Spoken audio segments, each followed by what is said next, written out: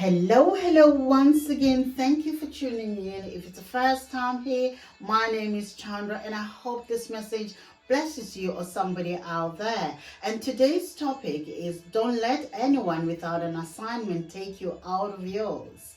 So before we do anything, let's look at the book of Matthew 10:16 that tells us that, behold, I send you out as sheep in the midst of the wolves. Therefore be wise as serpents and harmless as doves.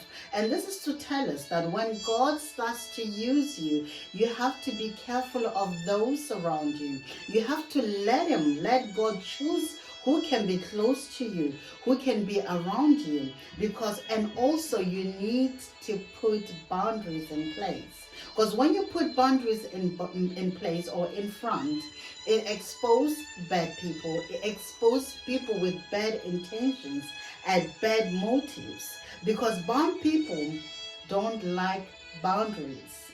They get upset with boundaries, and boundaries also give you the opportunity to test the spirit. It says in 1 John 4, test the spirit before you do anything or you bring anyone close to you. If there are no boundaries, the enemy will bring his own people into your life to expose your weakness, and they will use it against you. Remember, he's the accuser and the tempter of the brethren. So now I'm going to look at an example of somebody in the Bible that the enemy used somebody to expose his weakness, and he exposed him and made him accessible to his enemies. So the story I'm going to talk about today is the story of Samson. So now let's look at the book of Judges 16:4-5. Sometime later, he fell in love with a woman in the valley of Sorok whose name was Delilah. The rulers of the Philistines went to her and said, see if you can lower him into showing you the secret of his great strength and how we can overpower him, so we may tie him up and subdue him. Each one of us will give you 1,100 shekels of silver. The Bible teaches us that Delilah came to Samson's life to discover his weakness, set him up, and made him accessible to his enemies.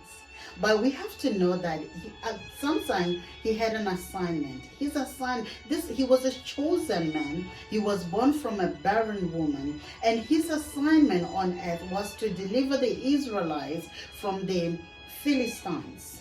And he had a calling upon his life.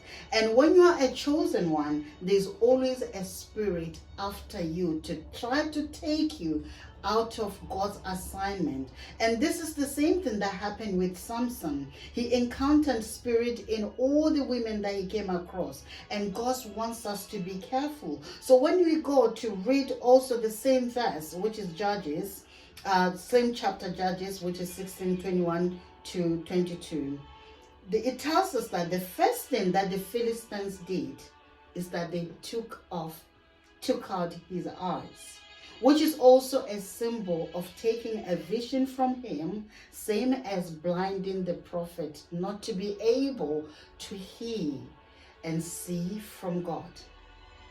Some friends come into our lives or a prophet's life to come and discover the prophet's secret regarding their calling. The goal is to blind you, and they are coming after your eyes and your ears. That's why you have to be careful. You have to know that they're coming after your eyes and ears, so that you're not able to hear from God and to see.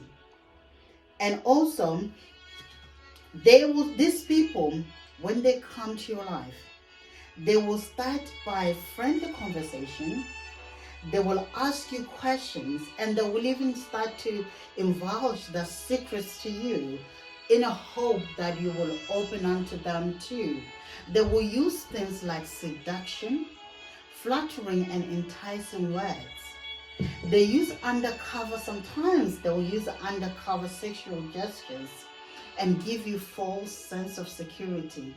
But the goal is to know why God is using you and how God is using you, so they can close that. They can shut the eyes and shut the ears and take you out of your assignment. And these people do not respect covenants, whether it's marriage or covenant between you and God. They are destiny killers or destiny destroyers or stealers. They will distract you to keep your eyes on them, not your assignment. And the goal is to take you out of that assignment. They would also would not want you to be a prophet to the nations. They would want you to be a prophet for them, distract you so you can pay attention to them, not your assignment with God.